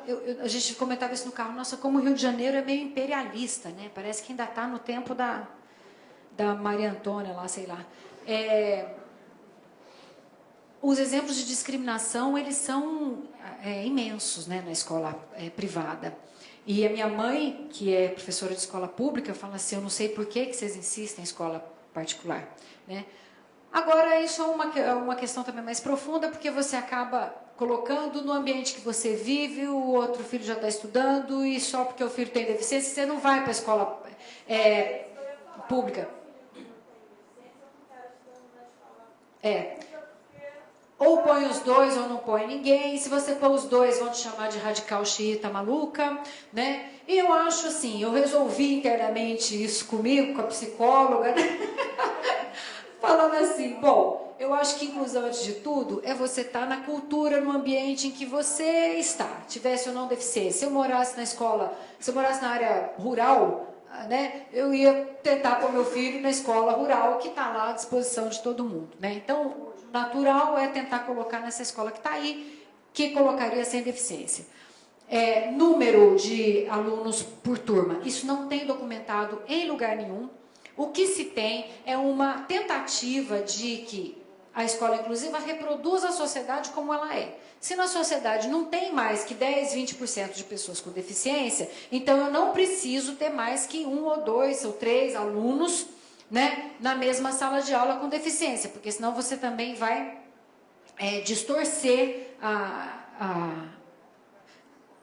o reflexo da sociedade. Então não tem esse negócio de 1 por turma, não tem. Isso é discriminação pura. Muitas escolas falam assim, não, mas se eu começar a aceitar, se eu for a única que aceita, eu viro uma escola especial. Então eu acho que uma maneira de, vamos dizer, comendo ali pelas bordas, né, tentando, por exemplo, eu acho que a sociedade civil organizada e que tem pessoas da área jurídica que estão trabalhando nisso, podem ter uma espécie de um movimento, vamos dizer, meio que em várias frentes, né? De uma consulta formal para o Conselho Nacional de Educação, eu acho que isso é uma coisa interessante, para o próprio Ministério Público Federal. Por quê? Porque por mais que sejam escolas particulares, o que está vendo aqui é uma total falta de postura de todos os órgãos.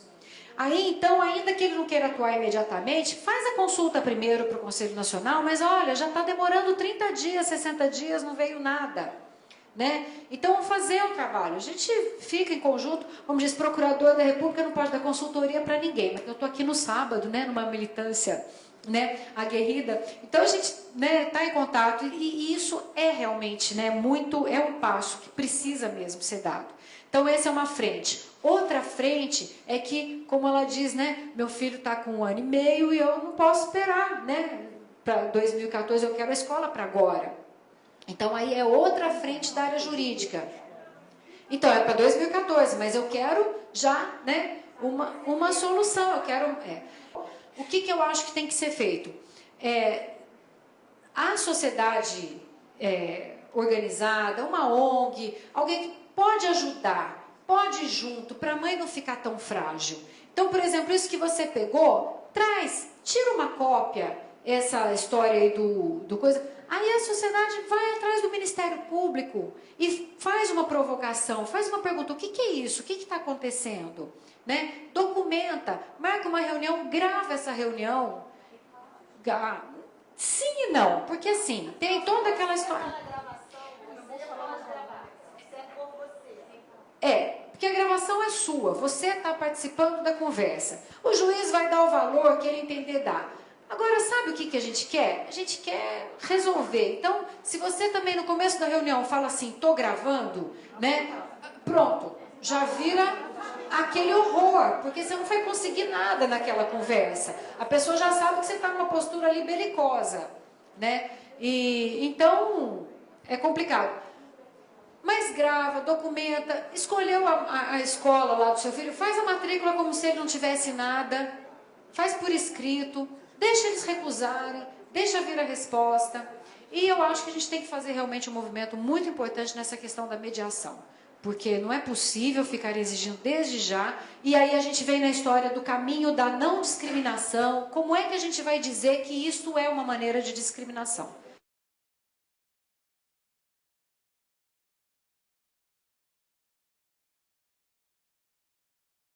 O CID, ele existe para tudo que é situação, para tudo que é complicação, para tudo que está descrito de alguma forma na literatura. Né? Então, isso uma coisa é o CID. Agora, eu não desconheço uma portaria específica do Ministério da Saúde. A gente chegou a receber uma representação dessa uns anos atrás, lá em São Paulo.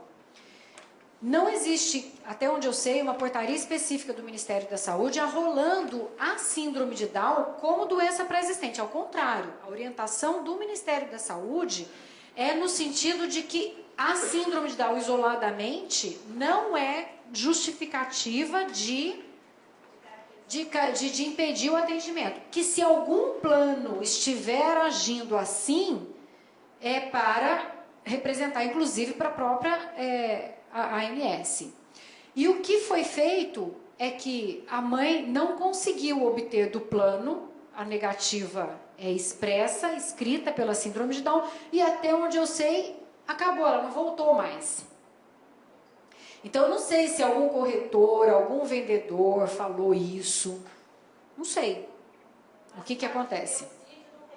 Não tem nada a ver.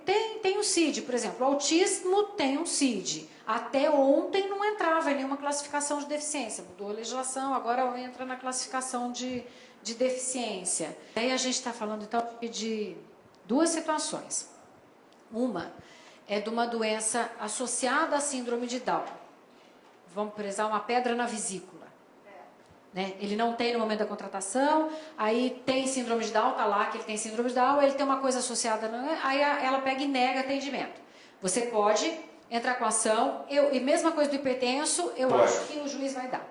Isso é uma. Aí a segunda situação, ele tem síndrome de Down e aí ele quebra a perna. Tem uma coisa totalmente diferente que não tem nada a ver com... Acho que aí ela não vai negar atendimento.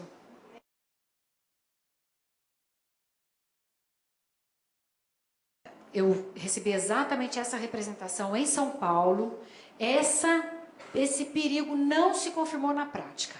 O Ministério da Saúde respondeu, falou que não era considerado, isoladamente não era.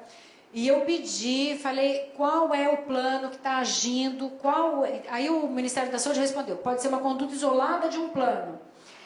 E a mãe falou, é o plano tal. E eu falei, mas aonde que está a recusa? Aonde que está? Não trouxe. Então, eu acho que se isso se confirmar na prática, se estiver acontecendo, cabe sim uma representação com o Ministério Público Federal ou até mesmo para a Agência Nacional de Saúde, porque não pode, é discriminação. Bom, tem uma coisa importante do imposto de renda que eu quero falar muito aqui, porque eu acho que é mais um ponto para atuação, que está precisando mudar a portaria com urgência, né? E eu não estou agora mais nessa área e acho que também é melhor vir essa questão da sociedade civil. Deixa eu falar só um pouquinho da discriminação. O que é discriminação? Aí vocês vão falar assim, não vão dormir de novo, hein? Pelo amor de Deus, hein? Vocês vão falar do que é discriminação. Mas é que é muito importante. Eu falo, a menina é dos meus olhos, né? Porque ninguém estuda isso assim muito firme, né? E na área jurídica, o que acontece? Vem lá, concurso para oficial da Marinha. Aí o cara tem que ter no mínimo 1,60 m. É discriminação ou não é? Todo mundo falou outro falou não. Ninguém aqui fez direito? Qual a resposta certa? Depende. Resposta certa, depende. Depende. Não, assim, não tem nada específico se tem 1,60 ou não.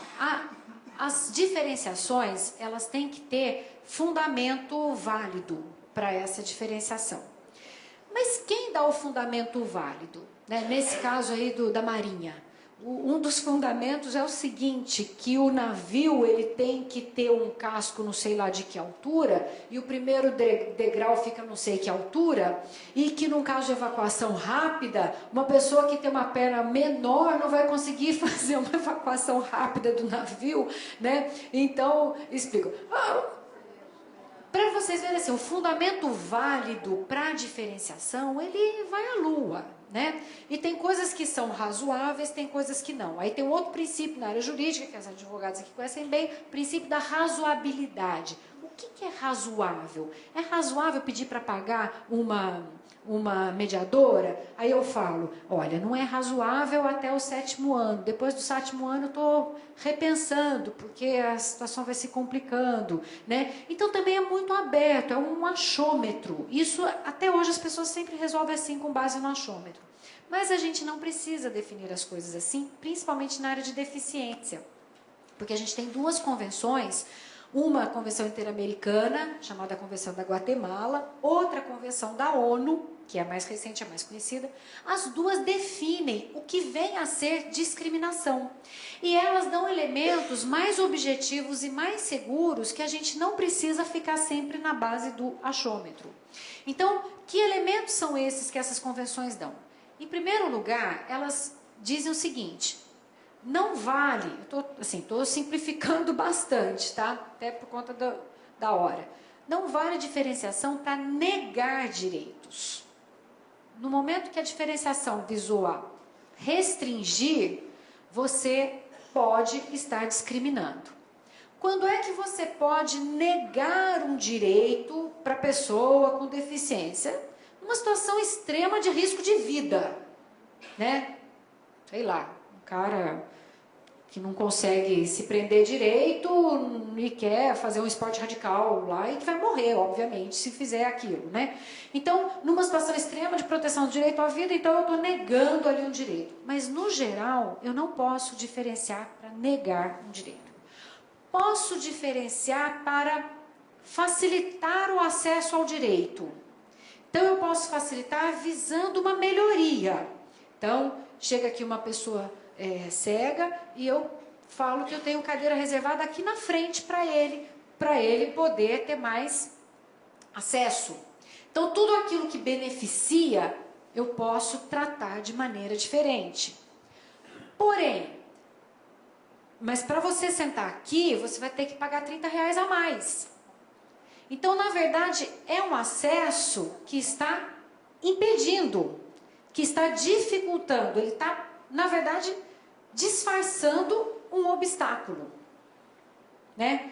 Ah, não, mas aqui o lugar é bom, aqui o lugar é mais interessante, mas se ele não quiser este lugar, que custa lá R$30, ele pode sentar, por exemplo, e ele não está impedido de conseguir. Aqui é um benefício, mas se ele sentar em tal lugar, ele também vai ter acesso, ele tem aqui material adaptado, aqui ele tem tudo, e ele tem opção.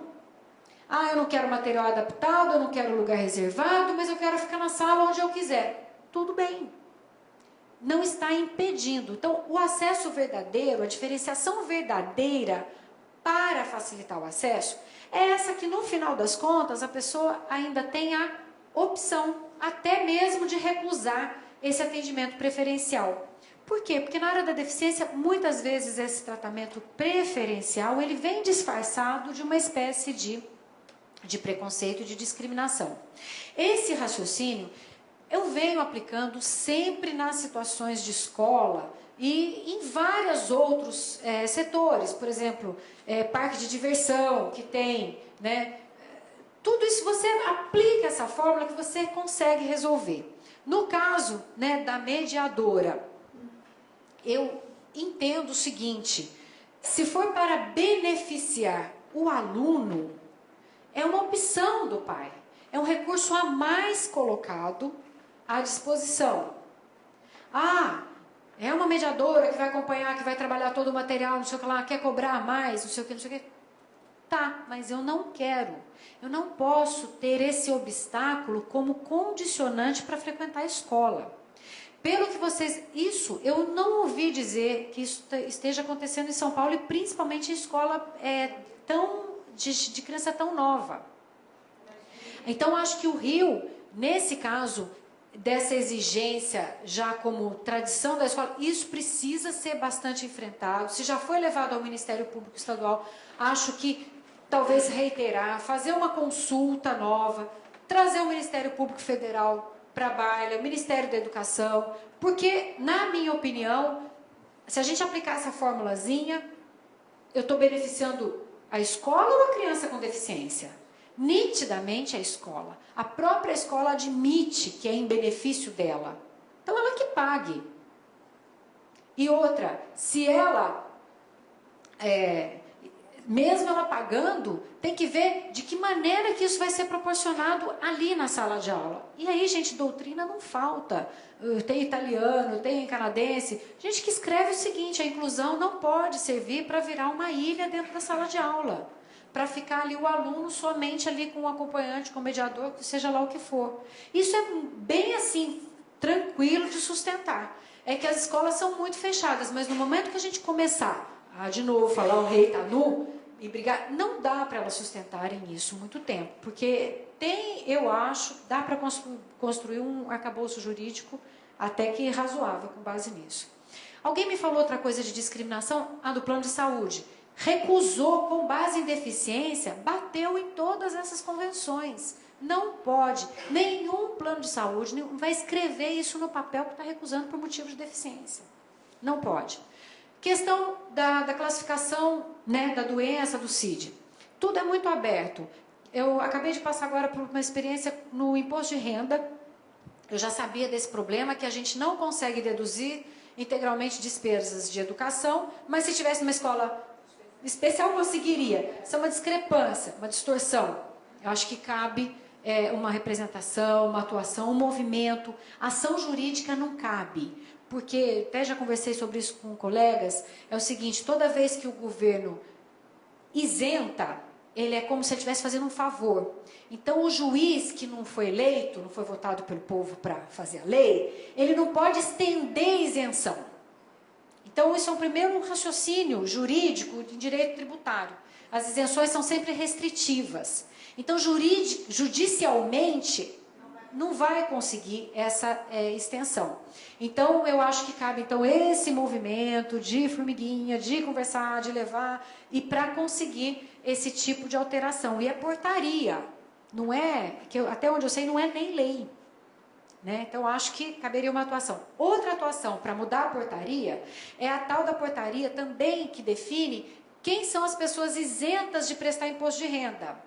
Então, assim, meu filho tem cardiopatia, ele está isento de imposto de renda. Tudo que ele receber, salário, pensão alimentícia, é isento de imposto de renda. Mas se fosse só pela síndrome de Down, dependeria do fiscal. Por que dependeria do fiscal? Porque o único item da portaria do CID lá que se aproxima é a alienação mental. Hoje, alienação mental é um termo super amplo que tem vários CIDs que podem ou não entrar em alienação mental. Certo, doutor? Então, eu acho que esse argumento de estar defasado até mesmo alienação mental, eu acho que é importante para conseguir que seja mais expressa, seja mais bem definida essa portaria. Né? E aí é muito importante isso para várias famílias. Receita Federal, né? Ministério da Fazenda. Os deputados que defendem as escolas especiais, eles são uma turminha. Então, eles vão lá e fazem valer. O pessoal que defende a inclusão, defende mais ou menos, defende enquanto é legal, sabe? No momento que meio que pega, né? Aí já não te conhece muito mais. Então, não tem muito um grupo coeso em torno disso. Por quê? Porque, na verdade, você não está defendendo nenhum nicho. Quando você defende inclusão, você defende escola em geral, você defende todo mundo. Você não está... E está desgostando, né, alguns setores que ainda, né, são bastante resistentes. Mas é simples de arrumar. Isso que a gente estava comentando aqui agora, eu pus ou não pus, porque agora tem uma prioridade para devolução do... Como é que chama? Restituição, é devolução. Já estou trocando tudo já. Tem prioridade na restituição de imposto de renda a pessoa com deficiência. Mas é alguém na declaração tem deficiência. Então, se tem um dependente como deficiência, você também pode assinalar ali. Alguém nesta declaração, é assim a pergunta. Ninguém respondeu isso expressamente. Eu e um outro procurador, a gente pegou e pôs assim, né? E não sei se vão cair malha, provavelmente, porque tem muita despesa de restituição, né? Eu sempre caio. Eu sempre caio. Tem muita despesa de restituição, então deve chamar. A gente vai ficar sabendo, né? E aí entra outra discrepância também. Tábua de comunicação, reglete, soroban, impressora, tarará, tarará, tudo tem isenção se a escola especial comprar. Se a escola comum comprar, ela não tem nada porque ela é escola comum. Então, tem uma série de coisas que eles não pensam, né, nessa coisa. Eu acho que cabe uma câmara técnica de revisão dessas coisas, né? Quando eu estava começando nesse tema, a gente fez uma câmara técnica que orientou muito essa questão da educação, de concurso público, essa questão da interdição, da mudança no ordenamento jurídico, de acumulação de pensão. Teve bastante coisa. Eu acho que está na hora de ter de novo. Né? Isso eu até já sugeri no Congresso para a Federação Brasileira das Associações de Síndrome de Down, que foi ela que promoveu. Nossa, faz tempo.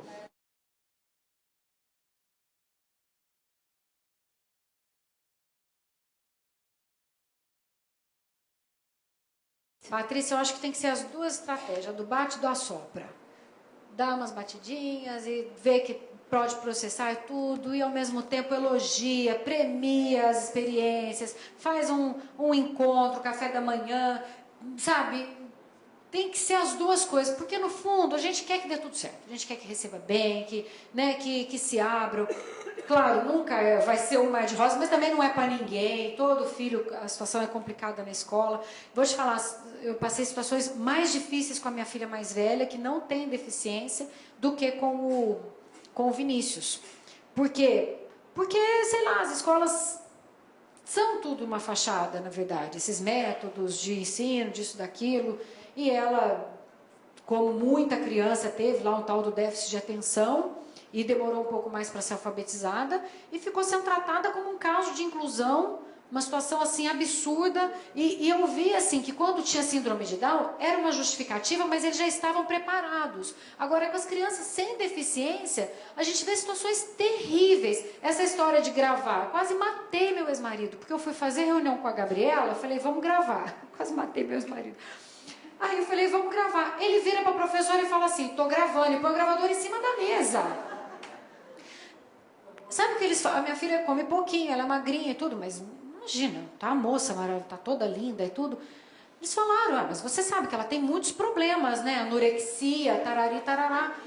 Falaram coisas horríveis da Gabriela porque ela estava gravando. Não, para se justificar de qualquer modo, né? E assim, é uma menina que não tem nada. E aí eu fui, não estava nem procurando a escola lá pro Vinícius, fui atrás, era aquelas coisas que você olhava na provinha, não sei o quê, a gente já tem casos de inclusão, mas ela não se encaixa, mas não sei o quê, não sei o quê. Então você vê assim, que tudo é muito difícil. A escola particular, eu acho que está precisando sim, sabe, de acordar, está precisando de levar um chacoalhão. Essa história do vestibulinho foi muito importante, eu acho, para dar uma melhorada com essa questão de discriminação. Mas aqui no Rio, eu já falei, eu fiz contato, eu acho que aqui o pessoal, já te falei, é mais assim, tranquilo nesse ponto da discriminação. Tem umas coisas aqui rolando até hoje, de escola que não quer mulher. Isso aí está proibido desde 1960, separação por grupo de pessoas. Não tem justificativa.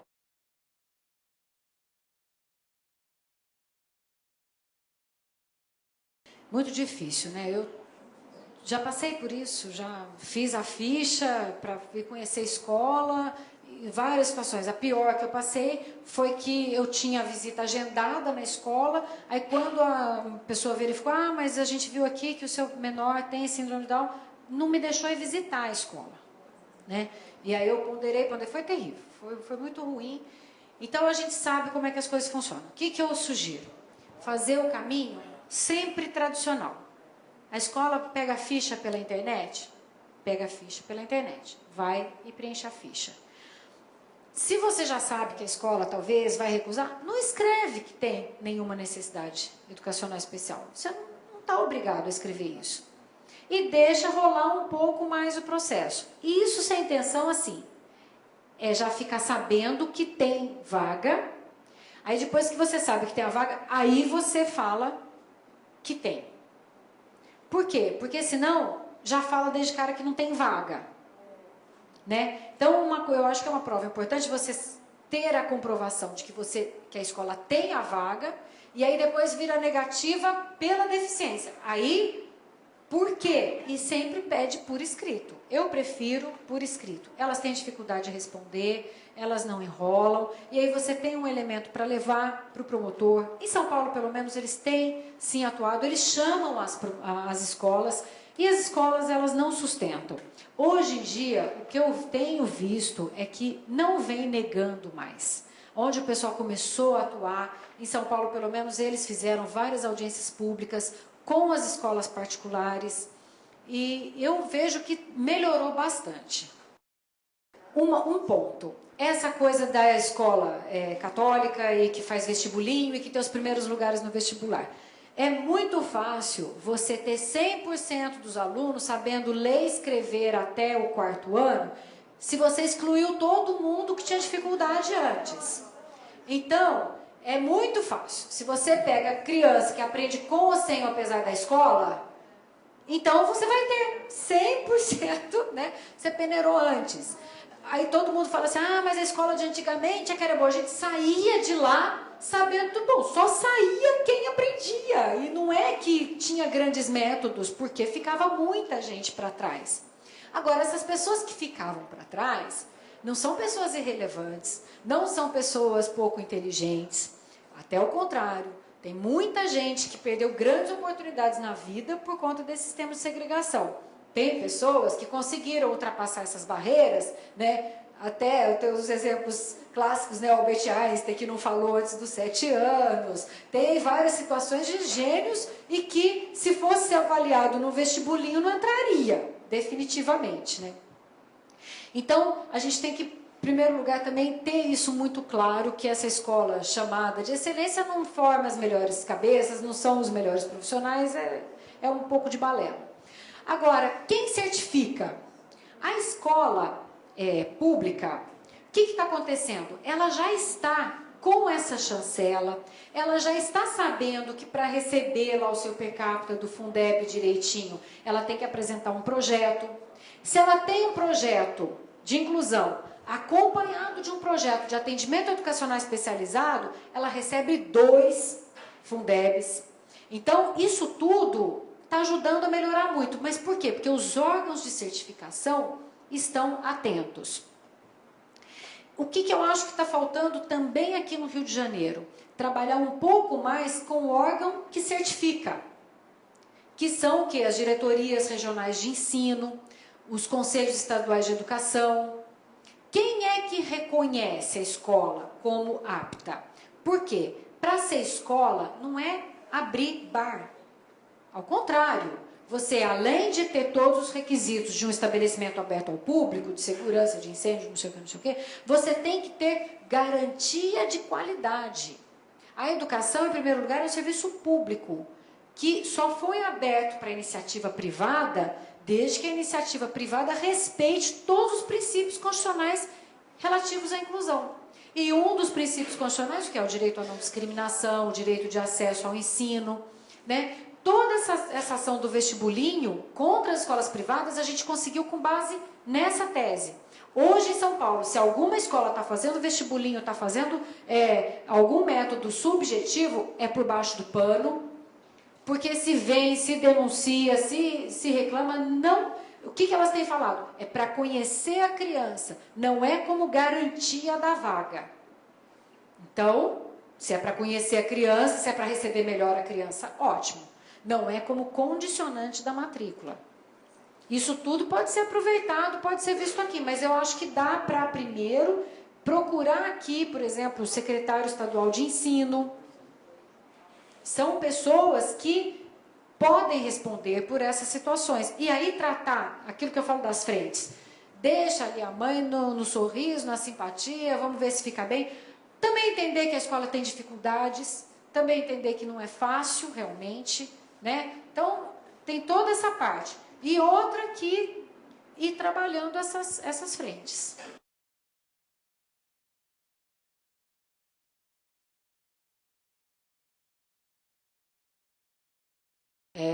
Na prática não era isso, ou não era bem isso. Por quê? O que acontece? No momento que você tem, por exemplo, a verba para um computador para isso, o diretor da escola pública tem que pedir.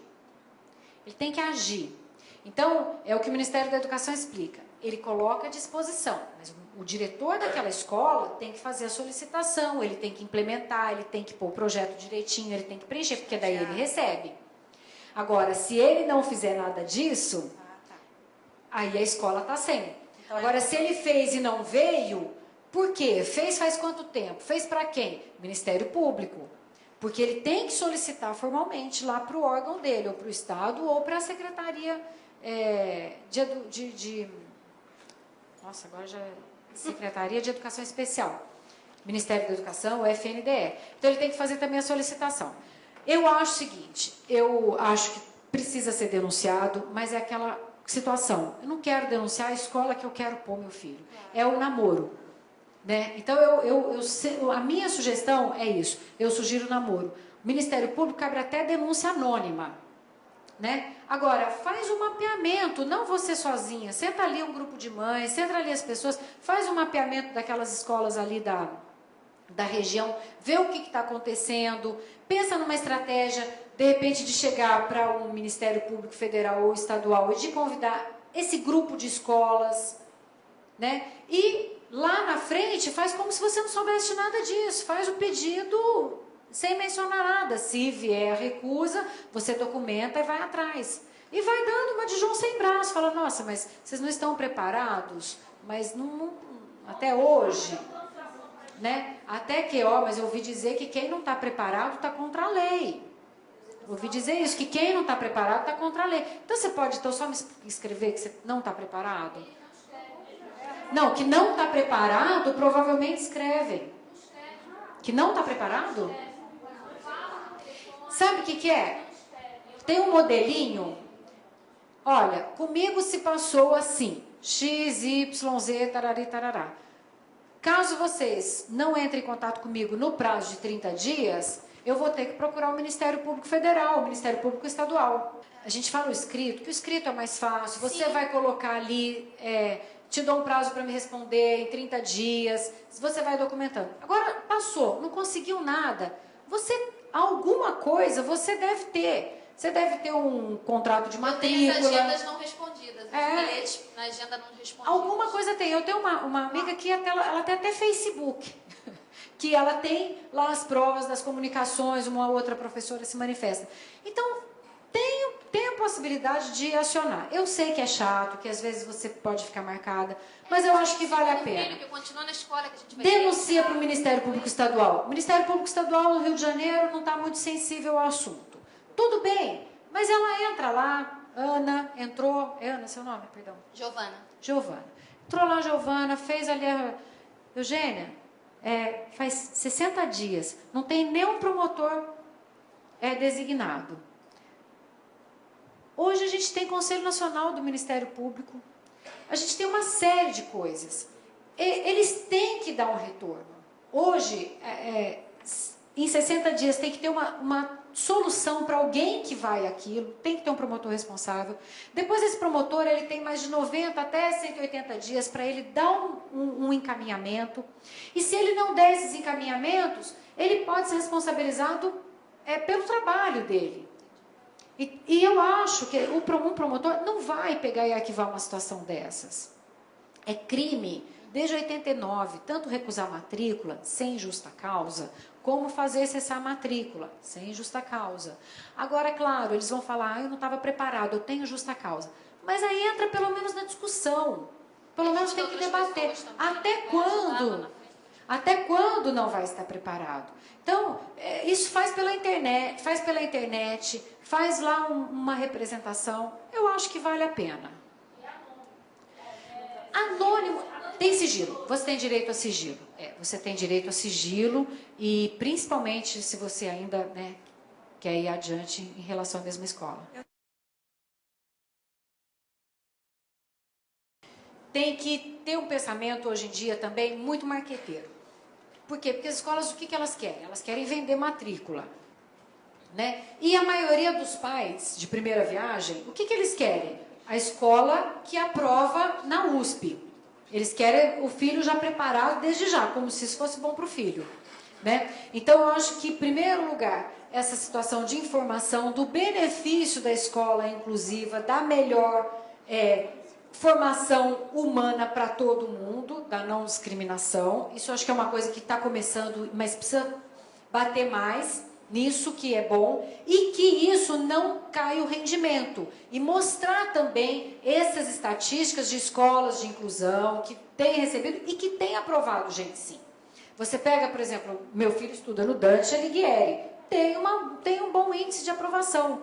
Então, é realmente mostrar, e mostrar que, por exemplo, essas escolas que vão peneirando, elas só têm esse índice porque elas peneiraram.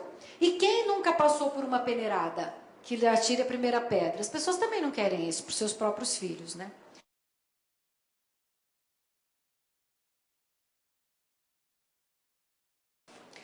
Tinha duas mães aqui, advogadas, e uma me falou uma coisa bem interessante, que a filha dela acabou de fazer 18 anos, e que ela pegou e tirou todos os documentos antes da interdição. E que isso facilitou imensamente a vida. E aí fez a interdição e pediu uma interdição parcial. Está em andamento, mas que está indo bem. Eu falei, olha, ótima dica, né? Pediu tudo, então já uma etapa a menos, mais facilitada. 2, você falou peraí. Antes dos 18. Antes dos 18. É automático, como qualquer outro filho. Se os pais venham a falecer, deixando um filho menor, sem testamento, sem nada, o juiz vai nomear como tutor a pessoa mais próxima da criança. Então, por exemplo, um avô. Né? Digamos que um acidente, né? Ficou sem só a criança. O juiz vai nomear uma figura que não é do curador. Curador é aquele que cuida do adulto que tenha incapacidade. O tutor é o que cuida do menor de 18 que não tem representante legal. E aí ele vai nomear um avô. E, bom, aí vai ficar por conta desse tutor. Quando chegar nos 18 anos, providenciar a interdição, para que ele se mantenha como dependente.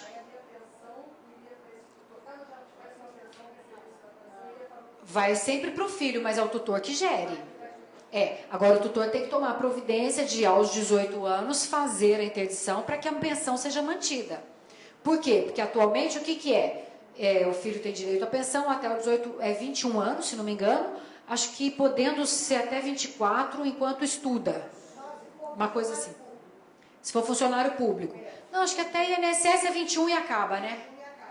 INSS é 21 e acaba. Chegou na idade, dependendo do regime dessa pensão, por exemplo, se recebe pensão alimentícia de alguém, lá do pai, né? Então, chegando na idade de cessar, tem que providenciar a interdição. No caso, não tem como interditar, antes dos 18. Aí você entra. Tá? Tira os documentos primeiro, para ter menos trabalho, e depois. Acumulação. As pensões que são amealhadas ao longo da vida, por exemplo, uma professora que tem 2 aposentadorias, elas passam para os dependentes. Então, o importante é ele estar como seu dependente e devidamente inscrito nessa condição em vida. Então, por isso que eu falo sempre, fez 18, providencia, deixa tudo ajeitadinho e ou inscreva nas várias pensões possíveis. Elas não são excludentes se elas não foram excludentes para a pessoa que está em vida. Então, tem pessoas que estão inacumuláveis, por exemplo. Se eu me aposento do Ministério Público e aí eu começo a trabalhar de novo em outro cargo público, eu não vou poder acumular. Então, se eu não podia acumular em vida, eu não posso acumular para pensão. Agora, se são coisas que eu posso acumular em vida, aí pode acumular na pensão do dependente. Peraí, o pai da mãe pode. Lá. Pai da mãe pode. Ele é dependente dos dois. O importante é o seguinte, você chegou lá, escreve como dependente. Ele fica inscrito como dependente. Se eles recusarem, porque já está como dependente lá do outro lado, aí vamos saber por quê. Vamos entender qual é o regime geral. Qual é o regime que está regendo essa pensão. Até onde eu sei, não tem o menor problema. É seu, você inscreve que tem um dependente X. Mas mesmo ele sendo interditado, e o pai sendo... Mesmo ele sendo interditado. Ele sendo meu filho, eu posso botar como meu dependente. Claro, ele é teu dependente. Na prática, ele não é? No imposto de renda é só um, mas é para outra finalidade, é para dedução. É para fins de dedução, eu só posso deduzir uma vez. Eu tenho que optar. Agora eu acho, gente, que não sei, de hoje aqui o que ficou, né? Vamos lá. Precisamos de pôr o dedo nessa ferida aqui no Rio de Janeiro, porque, nossa, o relato que eu estou ouvindo de vocês parece que faz 10 anos que eu via, e até mais tempo em outros lugares. Então, acho que essa coisa meio imperialista, meio arraigada da escola particular, que se acha no direito de discriminar as pessoas, né? Não estou falando só de inclusão, estou falando realmente de gente, de educação. Não é para isso que a gente quer pagar, né, caro para colocar os nossos filhos no lugar desse tipo, que se sinta nesse direito. Acho que tem que ter uma ação coordenada mesmo para isso.